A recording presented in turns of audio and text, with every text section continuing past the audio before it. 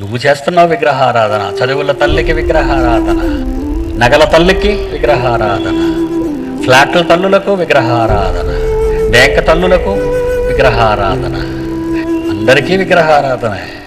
ఇది కాదనుకుంటున్నావు నువ్వు. వాళ్ళు చేస్తున్నారంటున్నావు. నువ్వేం చేస్తున్నావో ఏ రోజైనా ఆత్మవిమర్శన చేసుకుంటున్నావా? ద్వితీయోపదేశకాండము 32వ అధ్యాయము 17వ వచనం చూడండి ప్రియులారా. దేవత్వము లేని దయ్యములకు, తాము ఎరుగని దేవతలకు, కొత్తగా పుట్టిన దేవతలకు, తమ పితరులే భయపడిన దేవతలకు బలులు అర్పిస్తున్నారట. ఆయన కంటే ఎక్కువగా దేనిని ప్రేమిస్తున్నావో నీకు అర్థమవుతుందా? నాకంటే ఎక్కువగా తల్లిని, తండ్రిని, పిల్లలను, భూములను, అన్నదమ్ములను అయినా నువ్వు ప్రేమించేవాడు నా ప్రేమకు పాత్రుడు కాడన్న యేసు మాట ఎన్నడైనా బైబిల్లో నువ్వు విన్నావా? జ్ఞాపకం ఉందా? ఆలోచించండి. ఎక్కడికి వెళ్ళినా నిన్ను లేపేసే క్షణం వచ్చినప్పుడు లేచిపోతావు అడ్డంగా. నిన్ను గురి పెట్టింది ఎవరో తెలుసా? దేవుడు. దేవుడు ఆయన గురి పెట్టాడా?